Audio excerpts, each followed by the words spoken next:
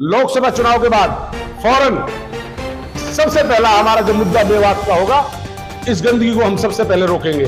हम बूचड़ खानों को नहीं बढ़ने देंगे। हमारा क्या बूचड़ खाना विकास है?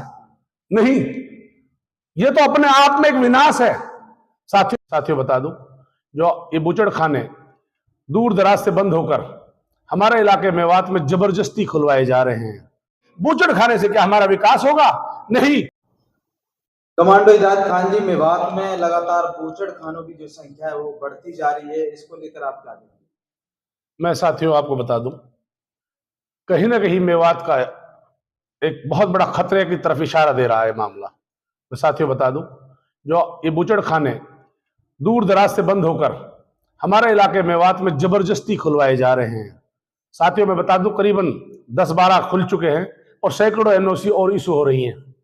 और यदि अगर ऐसी तरह से जिस तरह बूचड़ खाने खुलते गए और इन्होंने सारा सिस्टम जो ताक पर रख दिया है, रूल रेगुलेशन ये कोई फॉलो नहीं कर रहे हैं, और ऐसे ही खुले में वातावरण जो खराब होता रहा, तो वो दिन दूर नहीं, पूरा मेवात बीमारी से ग्रस्त हो जाएगा। और इनको फौरन बंद होना चाहिए और इन पर रोक लगनी चाहिए। ये हमारे भविष्य को बर्बाद कर देंगे, आने वाले स्वास्थ्य के पूरी तरह से चरम डगमगा देंगे सिस्टम को। इनको फौरन रोकना चाहिए, इनके खिलाफ हमें आवाज बुलंद करनी चाहिए। कमांडो साहब, मेवात जो है बूचड़ खानों का हब बनने जा रहा है, इसमें कोई दो राय नहीं है। और इसके जो परिणाम है वो भी लोगों के सामने आने वाले हैं और आने भी लगे हैं। तो आप किसको जिम्मेदार मानते हैं इसके लिए? मैं सबसे पहले अपने मेवात के लीडरों को जिम्मेदार मानता हूं, क्योंकि उन्हें आखिर सोचना चाहिए, वही जनता की आवाज बन सकते हैं।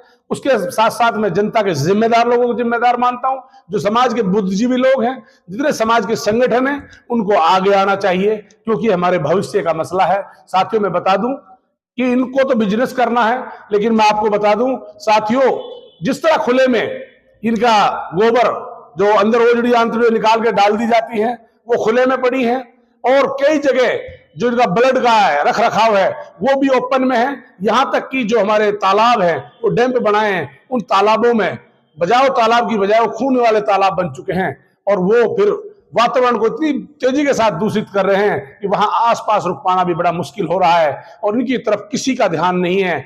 मैं कहता हूं, उन पर जल्द से जल्द रोक लगे। इन्होंने सारे रूल ताक पे रख दिए साथियों, और इनके भविष्य में मैं कहता हूं इनके परिणाम घातक होंगे। फौरन इनके ऊपर रोक लगे और इनके सही नियम के अनुसार ही कोई काम हो। मैं तो ये कहता हूं, मेवात में एजुकेशन क्यों नहीं, मेवात में यूनिवर्सिटी क्यों नहीं, मेवात में हॉस्पिटल क्यों नहीं? बूचड़ खाने से क्या हमारा विकास होगा?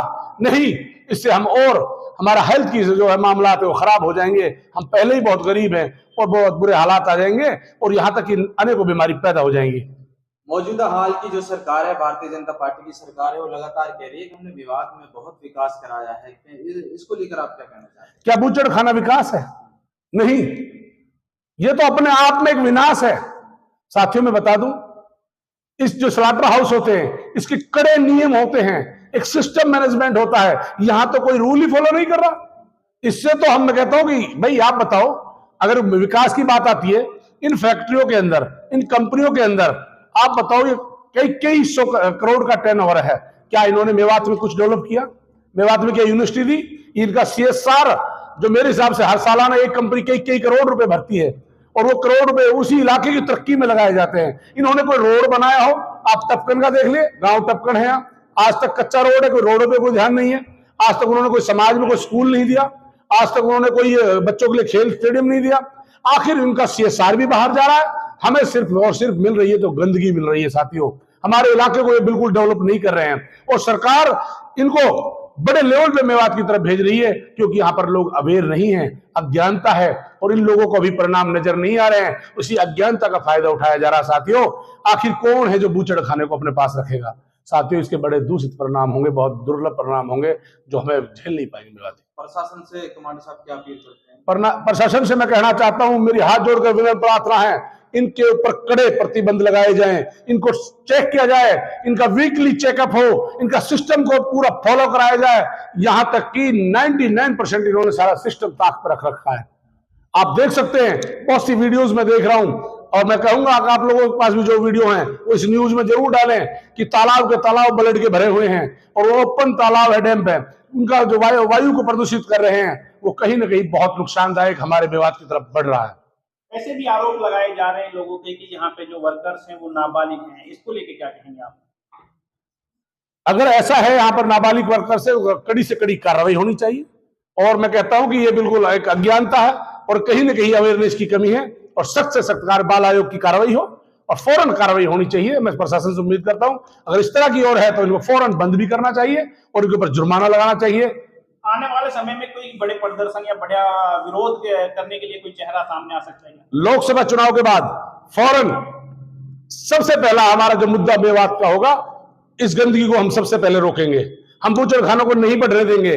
हमारा मकसद है यूनिवर्सिटी है, हमारा मकसद है 4 लेन है, हमारा मकसद है हमारे अच्छे इंस्टीट्यूट, हमारा मकसद है अच्छे खेल ग्राउंड, हमारा मकसद है मेवात का विकास। इन चीजों से मेवात का विकास बिल्कुल नहीं हो रहा। और जितने भी स्लॉटर हाउस खुल गए, ये सारे को रूल फॉलो करने पड़ेंगे। इनके पास जाकर चेक करेंगे और समय समय पे अवगत कराएंगे। और सरकार को भी बहुत जल्द लिखकर हमारी समाज सुधार कमांडो टीम मेवात जल्द लिखकर देगी। और साथ ही साथ में समाज के बुद्धिजीवी लोगों से, सभी संगठनों से गुजारिश करता हूं कि सभी साथी इसको लिखे भेजें, डीसी साहब के मार्फत सीएम साहब को भेजें। किसी भी हाल सूरत में मैं बता दूं साथियों, सरकार अल्पमत में आ चुकी है। फिलहाल आचार संहिता लगी हुई है। मैं कहता हूं कि आचार संहिता हटते ही फौरन हम लिखित में कार्रवाई करेंगे, क्योंकि बहुत जल्द मुझे उम्मीद है, भरोसा है कि समाज के बुद्धिजीवी लोग भी, मैं एक कांग्रेसी नेता होने के नाते भी इस चीज पे जिम्मेदारी समझूंगा कि मैं एक सामाजिक संगठन के साथ साथ मैं कांग्रेस लीडर भी हूं और मेरी जवाबदारी बनती है कि मैं अपने इलाके के अंदर कम से कम इस आवाज को बुलंद करूं। और इस आवाज बुलंद करने के लिए पहला कदम मेरा आगे होगा। अस्सलाम वालेकुम। हम ताकीद कर रहा हाँ। बाबा, जो मेवात के अंदर बूचड़ खाने बढ़ते जा रहे हैं और लगातार जो है इनकी संख्या बढ़ती जा रही है, इसको लेकर आप क्या कहेंगे? ये गलत हो रहा है। हम कमांडर साहब की ताकीद कर रहा हूँ यह बात पे बढ़िया काम रोक रहा है, या काम पे रोक देनी चाहिए। और कमांडर है जो या कि हम साथ देना चाहें, जो सही बात कह रहा है। और गरीब अमीर के लिए सबके तकलीफ है। अब यहाँ में से बीमारी चल सकती है।